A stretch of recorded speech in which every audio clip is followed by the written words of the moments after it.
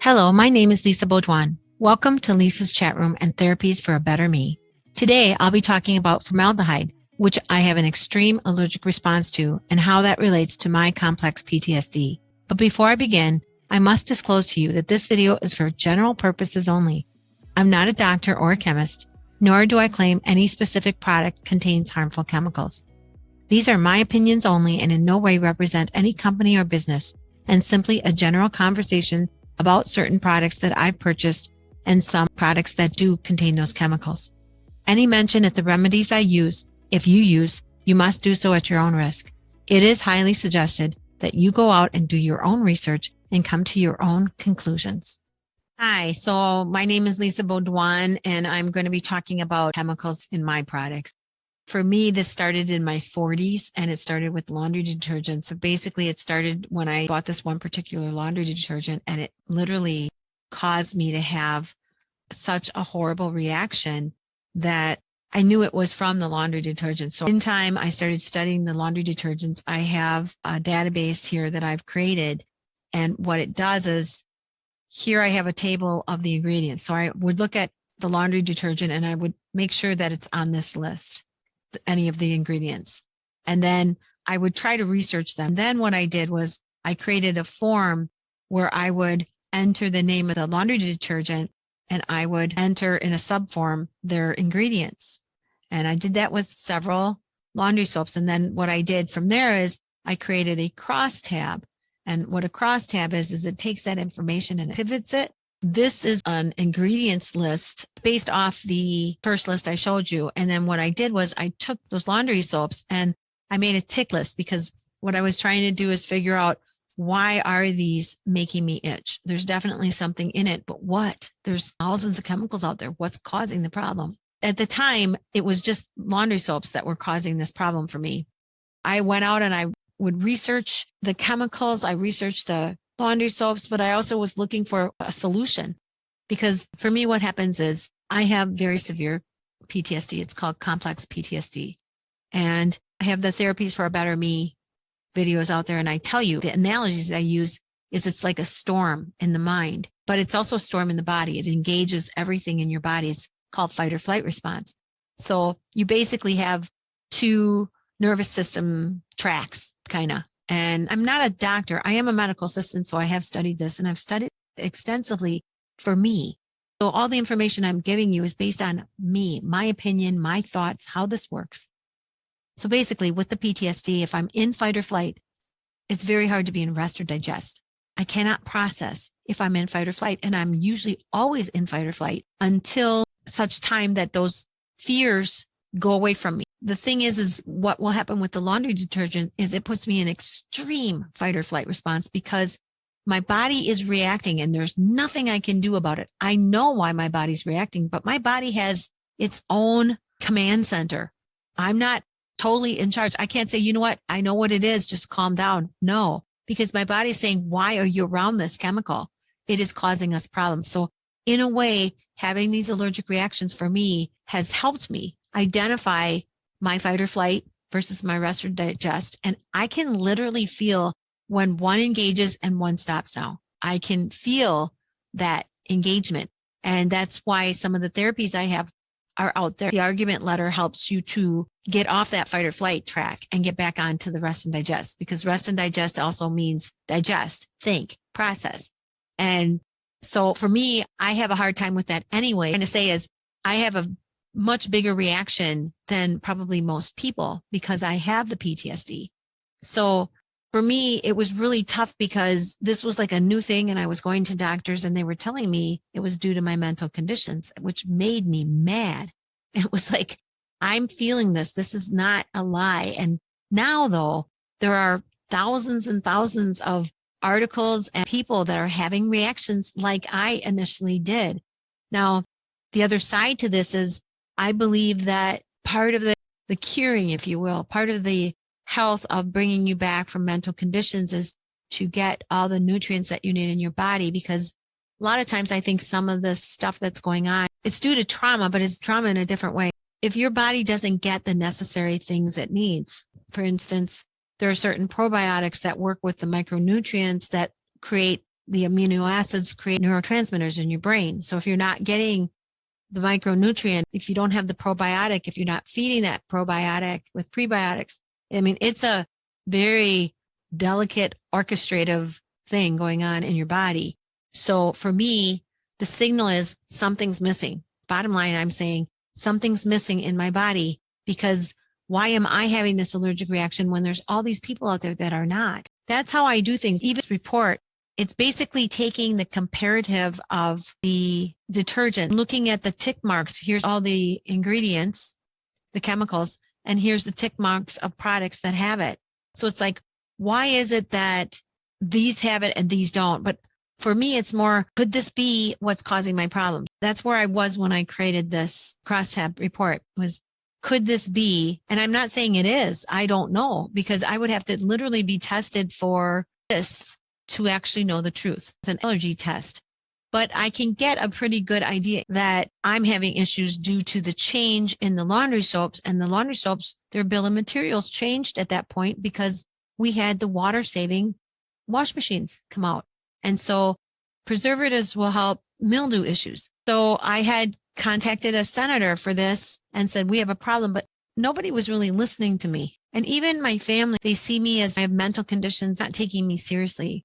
This is a serious issue. And it has now become to the point where it is really serious for lots of people. They're doing studies and they're now starting to remove some of the stuff out of the detergents and get it out of there. For a while, it just seemed to be through the laundry soaps that I was having this reaction. But that is a big deal because these are well-known brands, and I'm not going to say what they are. And I've kind of hidden that information in this video, but it was really tough because people that use these brands, like my family, if they use it and they come into my house, well, think of the chalk when you have it in the chalkboard eraser and you hit those chalkboard erasers together. It's like that, but it's also kind of like nail polish, almost like a resin, and really create resins out of this stuff. This is used for embalming.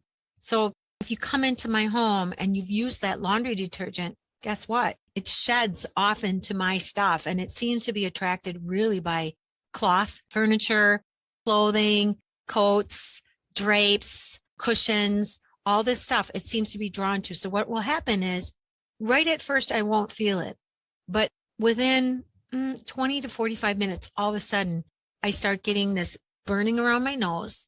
And then my nose starts to really flare. My eyes start to burn.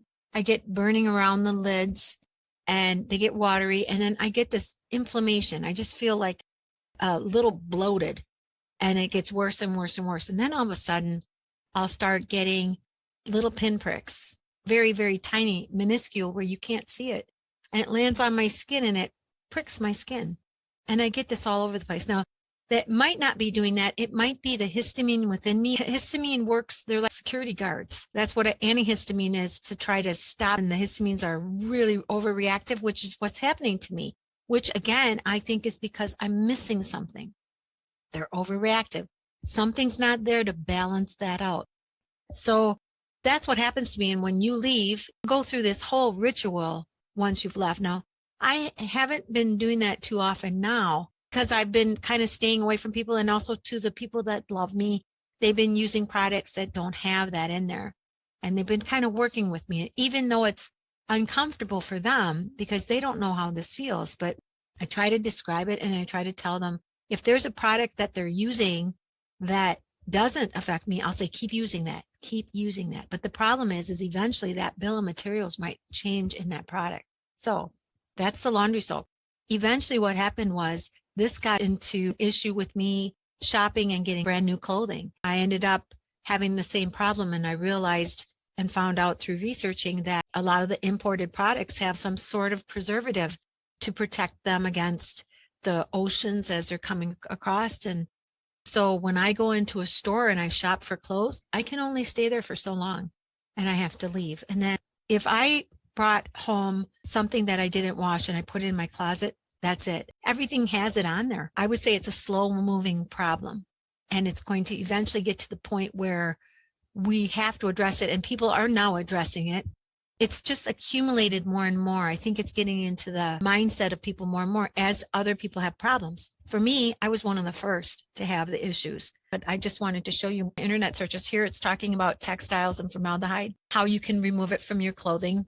For me, when I'm researching, if I come across an article, I look to find out where they got that information.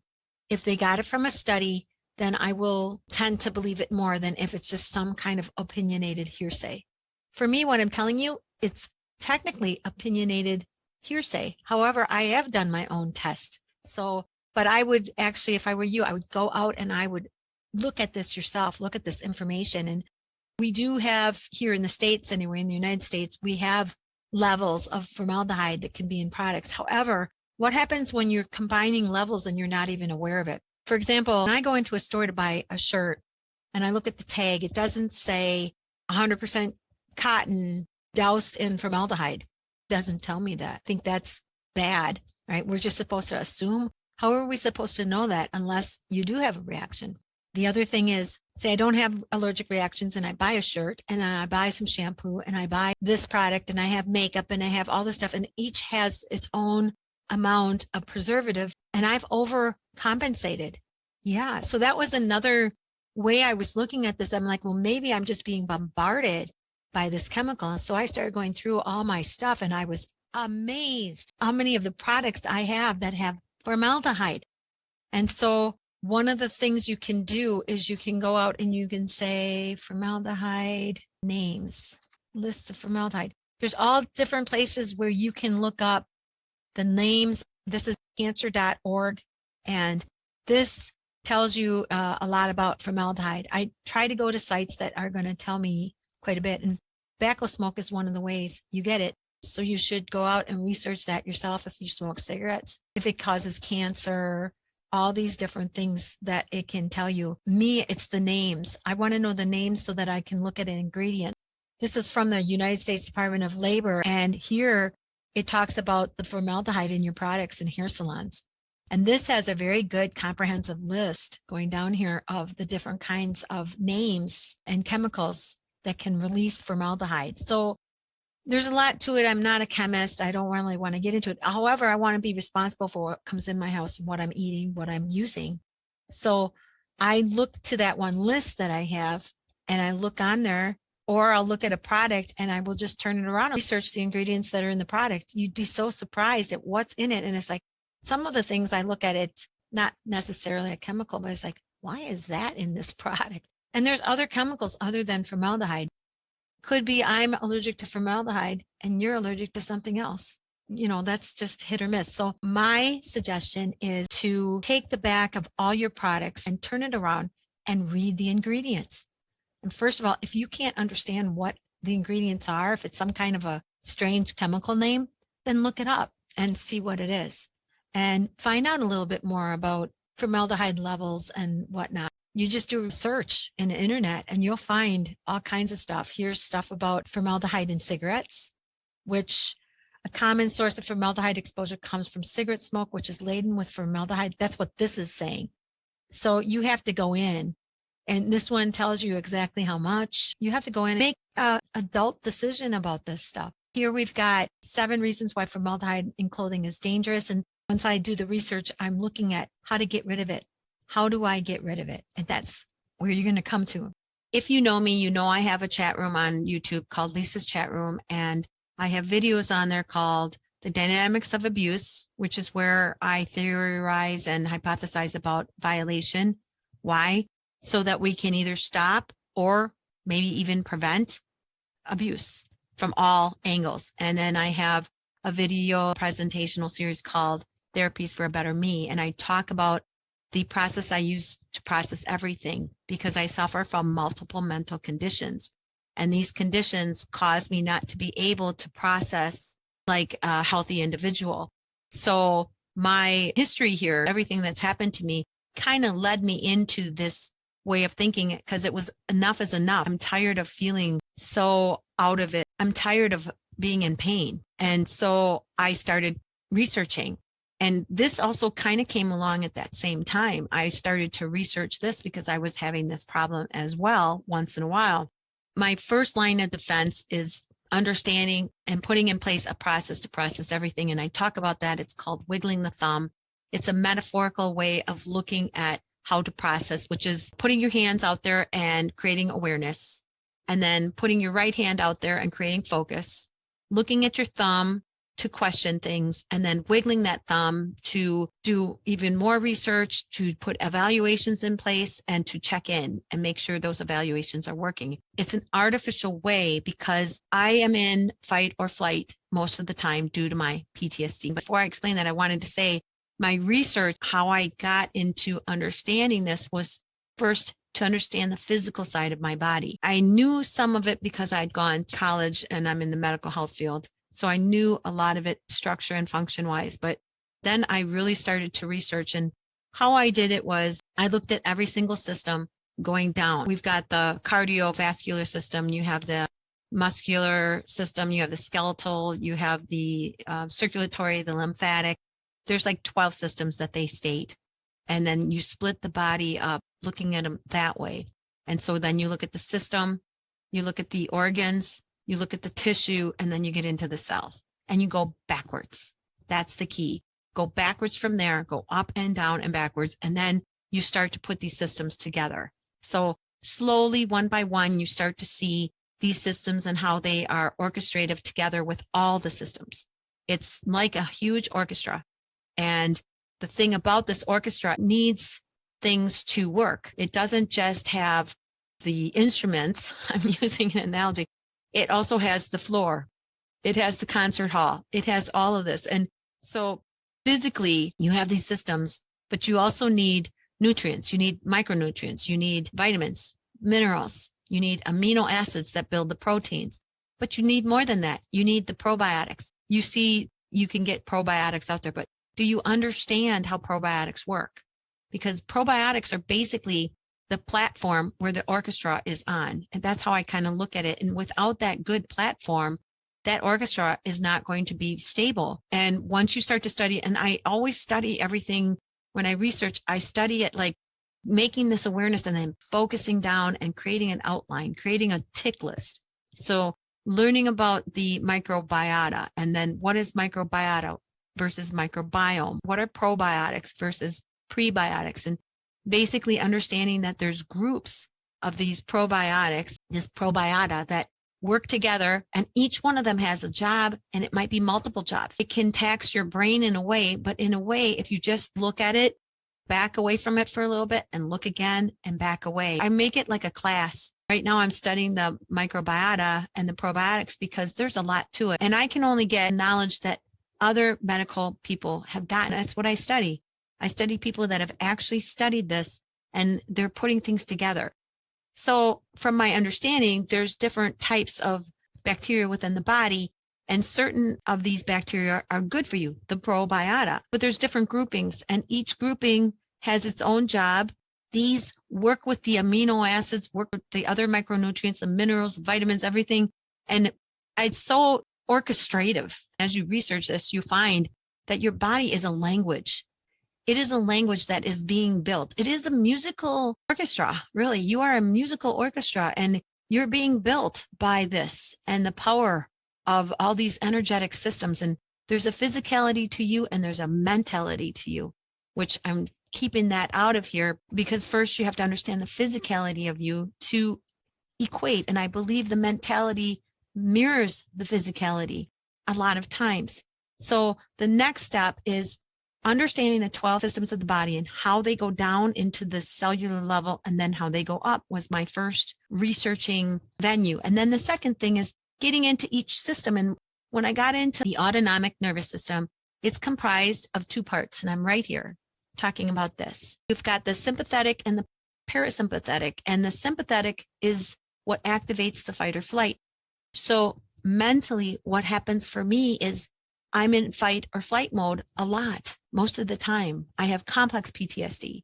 Now, that also equates to a physical condition. There's issues with the prefrontal cortex and the amygdala and the hippocampus. And I talk about that in other videos, and you can research all that information. But in other words, the physical equates into mental, and mental equates into physical. There were points where I barely ate.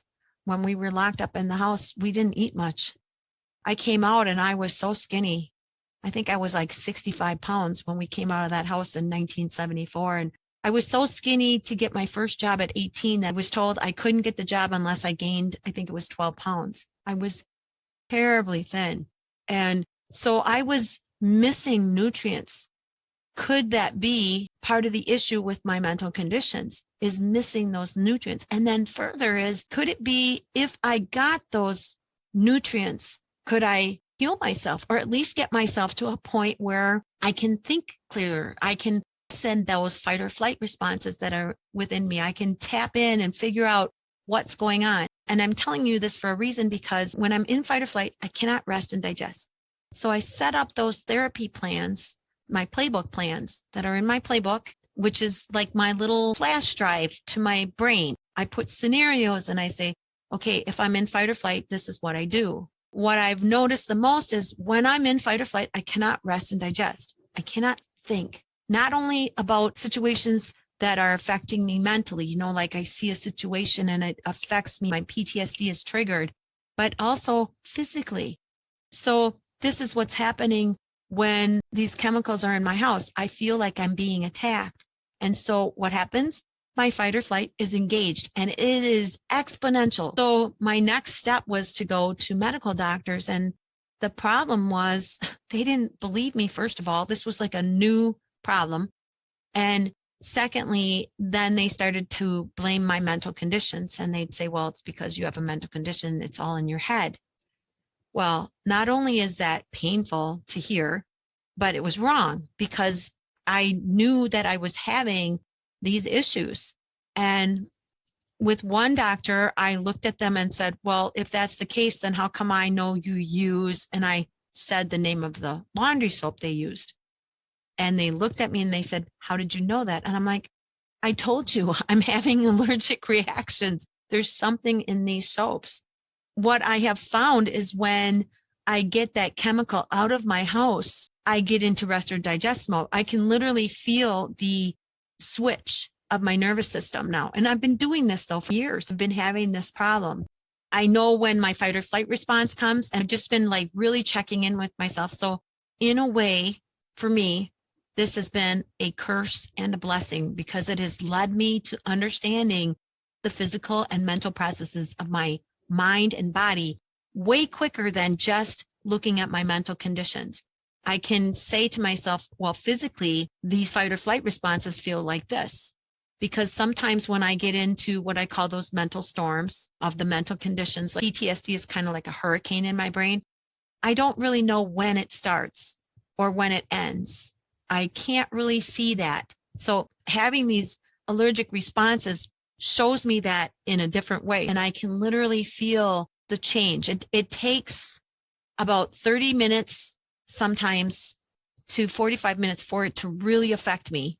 I can start to feel it, and I feel it in my nose and my eyes. And then it starts to really affect me physically, but also mentally. It's engaging my fight or flight responses. So if I'm having a fight or flight response with my allergic reaction, is it possible that other people are having the same thing? And then, of course, if they are, they're not resting and digesting either. In other words, they can't process. They can't function or focus.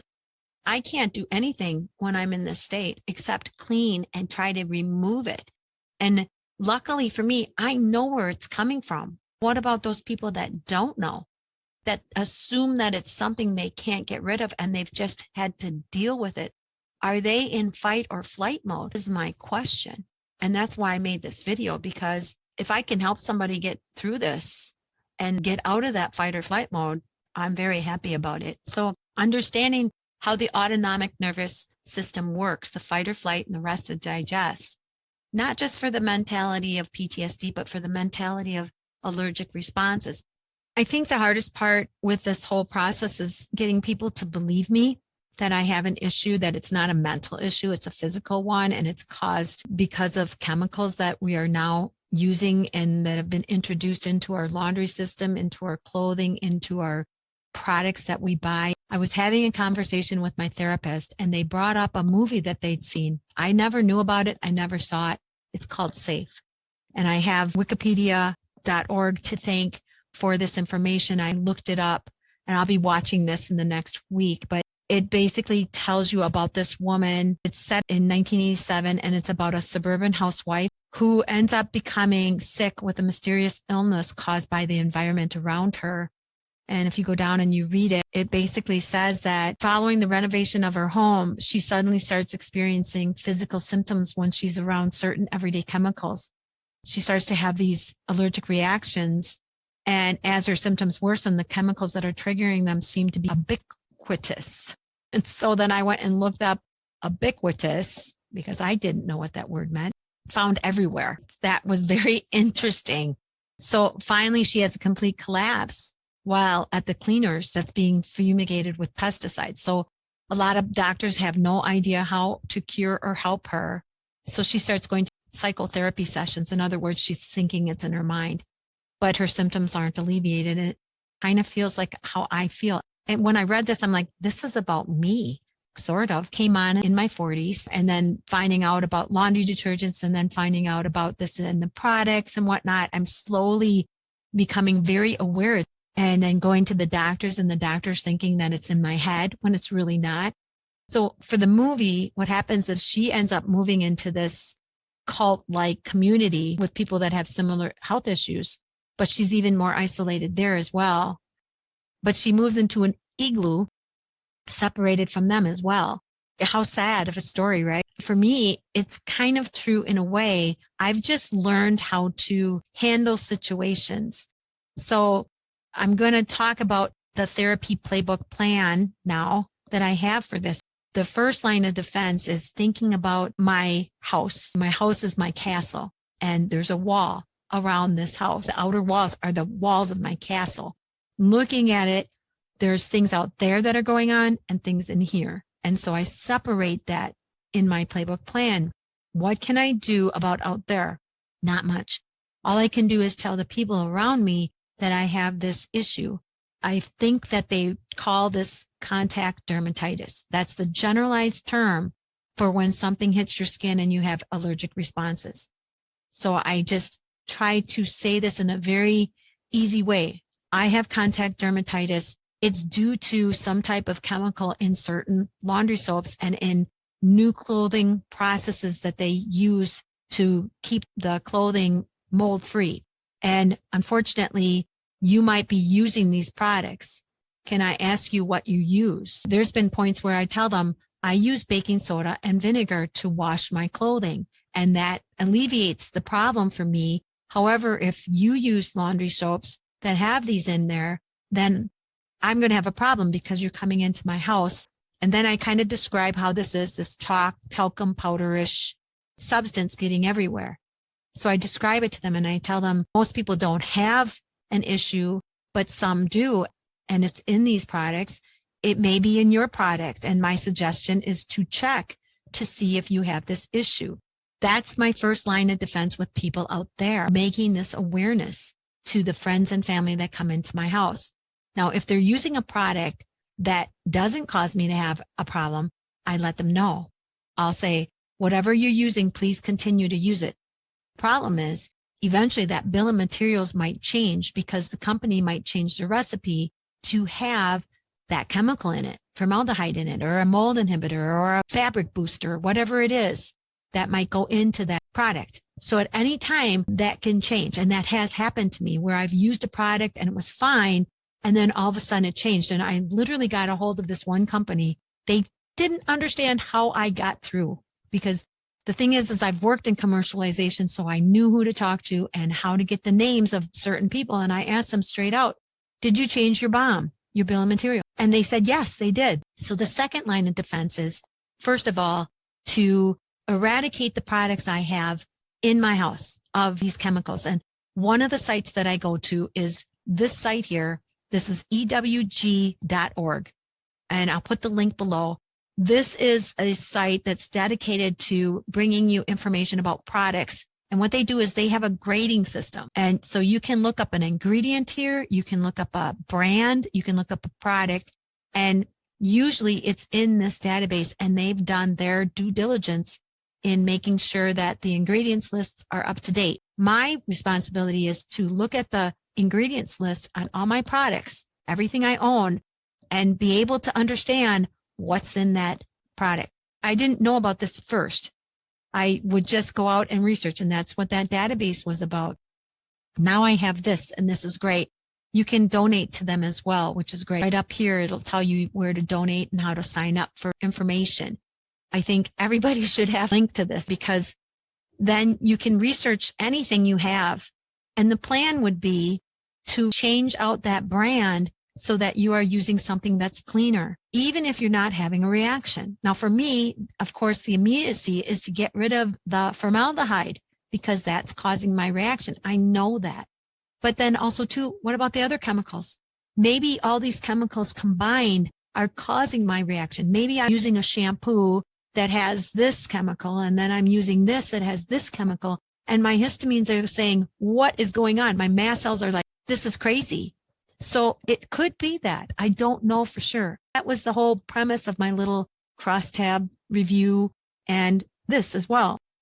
Now that I know the names of these chemicals that I believe are causing these reactions, I can go in and look at these products and find if those are in that product and make sure that I don't use it anymore, and slowly remove those products out of my home while buying products that are more green, that are more healthy for me. So that's the next line of defense, is that awareness of what is in your day-to-day product.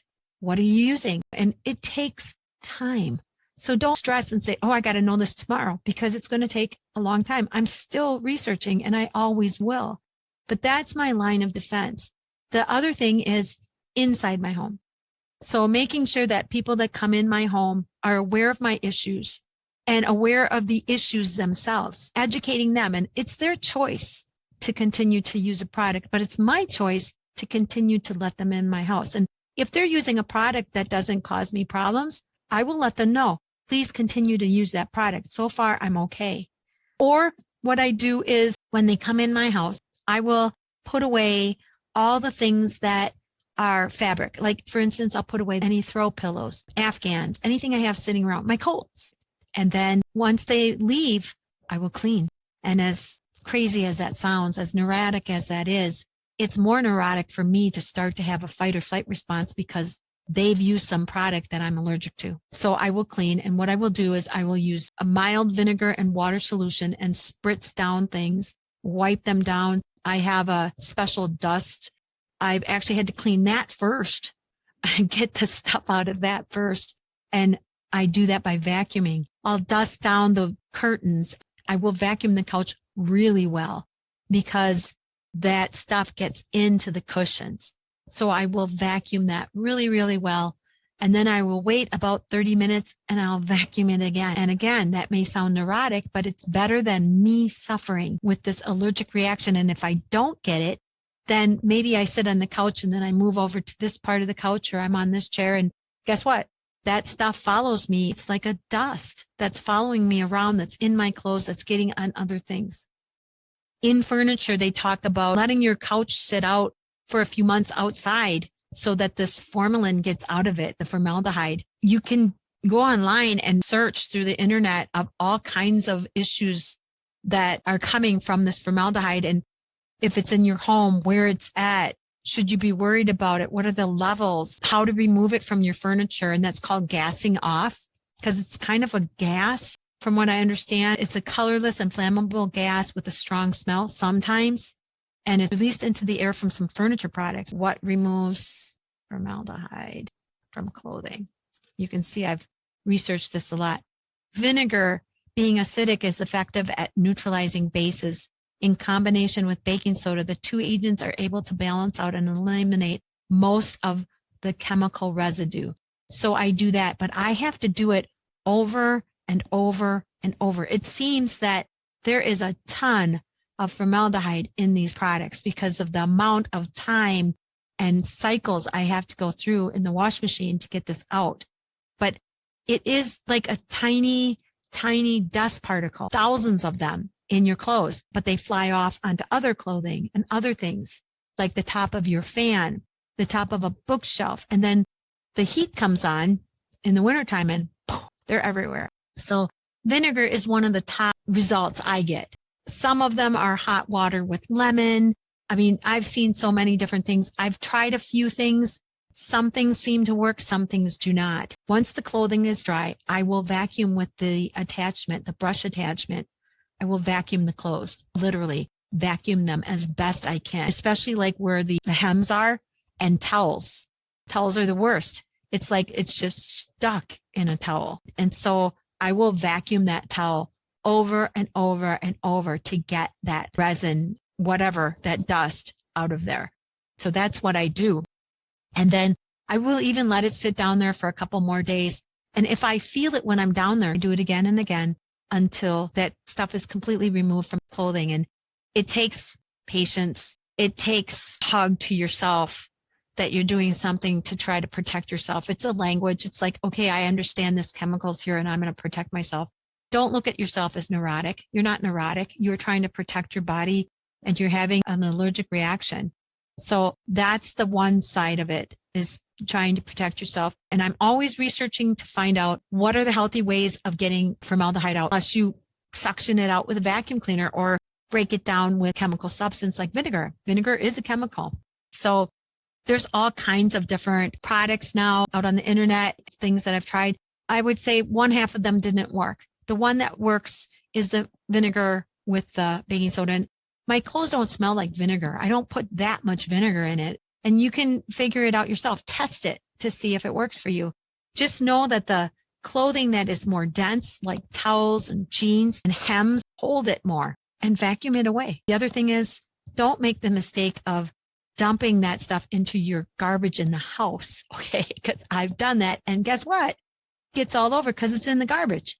So take it outside, have your garbage container pretty far away from your house if you can, and dump it in there. I also feel, in my opinion, that the physical mirrors the mental and the mental mirrors the physical. In other words, like with complex PTSD, they find that there's physical issues in the structures of the brain. And with most mental conditions, they're now seeing that. And again, go watch my videos, my therapy playbook plan, and the different things that I've found and researched for myself. But basically what I'm saying is, could it be that due to being locked up in the house for that year and not getting the nutrients and not having the right probiotics in my body, could it be that I didn't have that foundation that was needed so that I wouldn't overreact? Because in my research, I found out the other side of this is it's the environment, but it's also me. And the reason I know this is because it's not affecting other people, at least not as yet. So what is the difference between those other people and me? It's the same thought structure I use in abuse. What's the difference between someone who abuses a person and someone who doesn't? Same thing. So this had led me into researching histamines. And again, I think it's really important to first understand the physical systems of the body, at least have a general idea of how they work. And then you can get into deeper research. And this is a really great article from WebMD. And what it basically talks about is histamines. And histamines, what they say are, they're basically bouncers at a club. This says they help your body get rid of something that's bothering you. In this case, an allergen, something that's triggering an allergic response. And it talks about how this process works, how it starts off, which is exactly what's going on with me. So this research is kind of like the allergic issue of this. It's kind of interesting to me when I'm reading this information. It really pans over in all these other facets. But anyway, it says, when you come across an allergy, your immune system knows it and launches a chain reaction to defend you. It sends a chemical signal to the mast cells in your skin, lungs, nose, mouth, gut, and blood. The messages release histamines, which are stored in the mast cells. Then these histamines leave the mast cells and they boost blood flow. So, and I feel that right away. I feel this inflammation going on. I feel these bouncers going around and trying to protect me. And then it lets out other chemicals from your immune system to do repair work. So, and then the histamines then dock into special places called receptors in your body. If your nose was affected, say by pollen, histamines prompt thin walls called membranes to make more mucus. You can get a runny or stuffy nose and then you sneeze. And it literally is telling me by looking at this exactly what's happening. And I can affirm that this is all that's happening to me when this is taking place. I feel the redness of my nose. I feel my eyes getting itchy. Here it says it can make your eyes and nose itch. So I know that I'm having a reaction with histamine. It goes on to say that you can have this with food allergy as well. If you accidentally eat or drink something, they'll work in your gut to trigger an allergic reaction as well. And then it also talks about histamine poison can happen if you eat fish that weren't kept at safe temps and spoiled before you got them. So there's a lot of stuff in here. It talks about your body's intention, and it can cause this overreaction within your body to create too many histamine. When you have allergies, some of your triggers, such as pollen or whatever, can seem harmless, but your immune system sees them as a threat and responds. So your body's intention is to keep them safe. But sometimes its overreaction gives you those all too familiar allergic responses, which you then try to stop with an antihistamine. And that's what those antihistamines are. They're trying to reduce the histamine levels in your body. What I'm understanding is that there's a chemical response being sent to signal the mast cells in my skin and my lungs and everything. And then this message means release the histamines that are stored in these mast cells. And then once they leave, they boost all the blood flow and the protective measures in my body. So coming from that standpoint, I'm looking at what can I do about it? First, try to get the chemicals out of my body. And second, try to restore my body to the right levels. And how do I do that? First, get the chemicals out of the house. Okay. That's where the positive and negative about this is. It's a good thing that I know that these chemicals are in my house. It's a bad thing because I'm over responding. But if I don't over respond, I would have never known. I just take really good precautions. It's like an enemy in my home, and I want it out. I want it gone. And I will know if it's still here because I will feel it right here, which there's something in my house right now. And it can come in so many different ways. For instance, I know now that I've had a different mail person. There's been a substitute, and we get like these newspaper flyer things. And all of a sudden, boom, I started feeling something. And what happened was I brought in that flyer without thinking, and I put it on the counter, and the heat hit it, the blower from the heater hit it, and it went all over the house. And I sat here for, I don't know, a day or two thinking, what the heck? Where is this coming from? And then I realized, oh, it's coming from the newspaper. And so what I did was I put the newspaper out into the paper recyclables. I cleaned up again, and it went away. Then I saw the substitute mail person, and I thought they use a laundry detergent that I'm highly allergic to.